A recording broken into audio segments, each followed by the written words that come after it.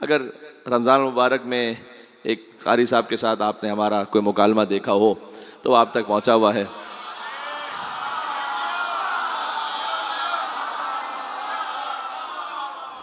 وہاں پر یہ گفتگو ہو رہی تھی تو ہم نے اس آیت کے ذیل میں حدیث پڑھ دی, یخرج منہما اللؤلؤ والمرجان.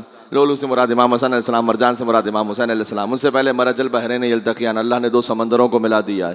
یہ دو سمندر ہما علی و فاطمہ, علی و زہرا سلام اللہ علیہما ہیں. اللہ نے دونوں سمندروں کو ملا دیا ہے. بینہما برزخ لا یبغیان, حضور نے فرمایا کہ یہ برزخ میں ہوں.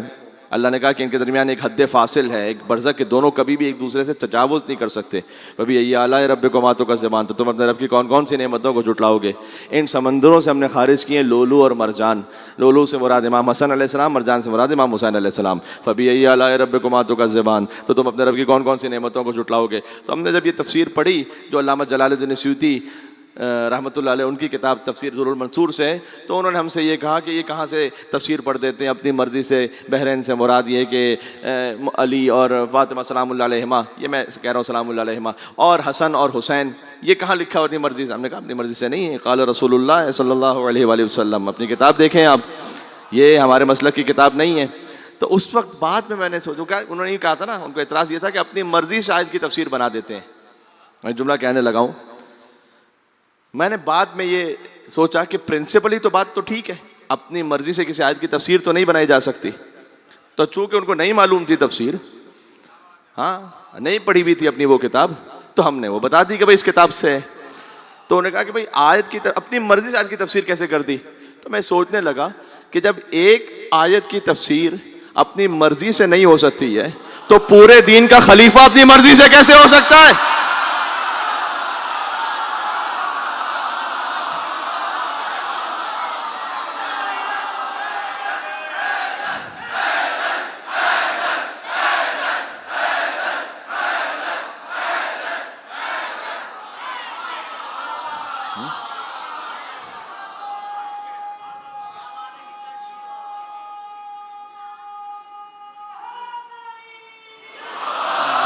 علی, جب ایک آیت کی تفسیر اپنی مرضی سے نہیں ہو سکتی, اصولی طور پر بات صحیح ہے, آیت کی تفسیر اپنے مزاج سے اپنی مرضی سے نہیں ہو سکتی, تو پورے دین کا خلیفہ تلاش کرو وہ کہ جیسے اللہ نے بنایا ہے, جیسے رسول اللہ نے ممبر پر اٹھایا ہے. جی حضور نے وہ ممبر بنوایا بھی تھا, بعد میں توڑوا دیا تھا, مطلب ختم کروا دیا. وہ ممبر جو پالان شتر کا تھا نا, یہ حضور سمجھانا چاہتے تھے کہ وہاں خلافت کے ممبر پہ کوئی بیٹھ جائے,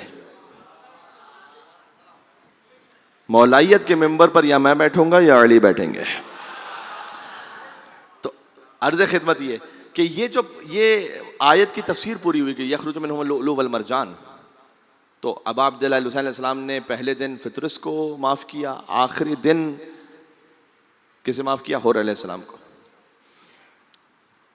کیا شان ہے, دوزخ سے جب آزاد کیا حور کو خدا نے, ہاں کھلوا دیے فردوس کے در عقدہ کشا نے. زانوں پہ رکھا سر جو امام دو سرا نے, اعلیٰ کیا ادنا کو بزرگوں کی دعا نے. سب جس کے طلبگار تھے جنت میں وہ در تھا, اور حوران جنا گرد تھیں اور بیچ میں حر تھا. انیس رحمۃ اللہ علیہ نے لکھا کہ حور کو آزاد کیا, یعنی جو آسمانوں پر جرم کرے اس کی معافی بھی امام حسین کے در پر ہے, جو زمین پر جرم کرے اس کی معافی بھی امام حسین علیہ السلام کے در پر ہے. یہ بات ذہن میں رکھیے گا, یعنی یہ کریم ابن کریم در ہے یہاں پر. تو اب جو یہ سارے آپ ماشاءاللہ مل کر پڑھا کہ دین اس حسین اور دین پناہ است حسین. حسین دیندار نہیں ہے, کاش میری بات پہنچ سکے. دیندار ہونا اور ہے, دین ہونا اور ہے. حسین دیندار نہیں ہے فقط, حسین دین ہے. دیندار کبھی دیندار رہتا ہے کبھی نہیں رہتا. دین است حسین, حسین پورا دین ہے. حسین نہیں ہے تو دین نہیں ہے. یہ پوچھ لو غازی ابوالفضل عباس علیہ السلام سے, کعبے کی چھت پہ جو خطبہ دیا تھا اس میں کہا الحمدللہ الذی شرف ھذا بقدوم ابی ہے من کان بلمس بیتا اصبح قبلۃ. پھر کہا یا ایۃ الکفرۃ الفجرہ, توجہ رکھنا, حمد اس پروردگار کی جس نے کعبے کو یہ شرف بخشا کہ حسین کے بابا کے قدم کعبے میں آ گئے. علی کی فضیلت ہے کہ علی کعبے میں آئے, یا اس سے بڑھ کر کعبے کی فضیلت ہے؟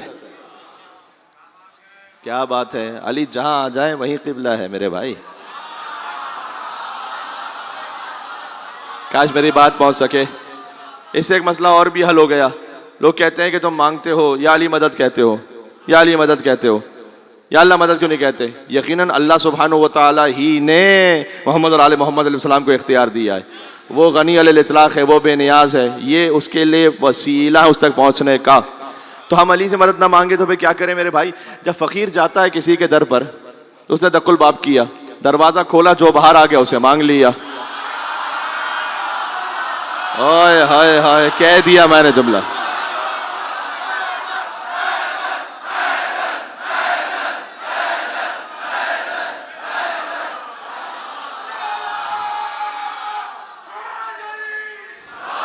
یا علی.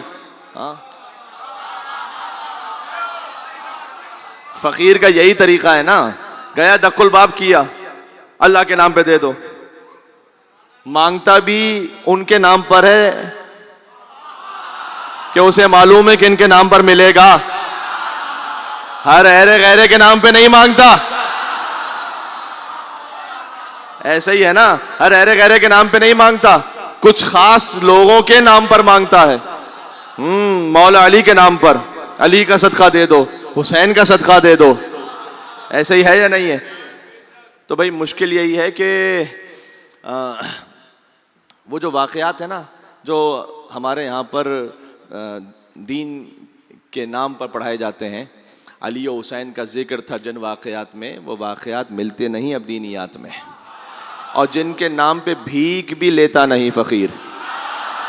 سننا میرے، کیا کچھ کہنا چاہ رہا ہوں. او ہو کیا کر دیا بھائی تم نے. ہاں، علی حسین کا ذکر تھا جن واقعات میں، وہ واقعات ملتے نہیں اب دینیات میں. اور جن کے نام پہ بھیک بھی لیتا نہیں فقیر، پھر سے کہہ رہا ہوں، جن کے نام پہ بھیک بھی لیتا نہیں فقیر، وہ نام شامل ہو گئے اسلامیات میں.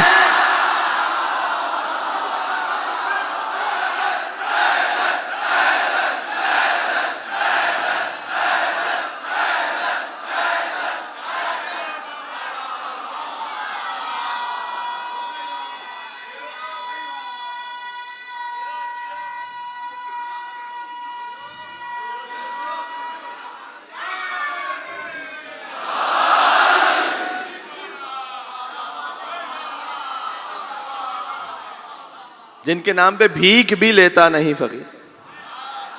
ہاں، تو یا علی مدد کیوں کہتے ہو؟ تو میں گیا اللہ کے در پر بھیک مانگنے کے لیے.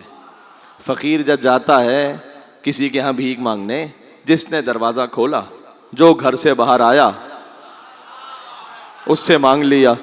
میں جاؤں خانہ کعبہ، اے رب العزت میں آیا ہوں تیری بارگاہ میں، میں آیا ہوں تیرے گھر پر، مجھے کچھ عطا کر دے. دیوار کعبہ شق ہوئی، علی کے علاوہ کوئی باہر ہی نہ آیا تو میں کیا کروں؟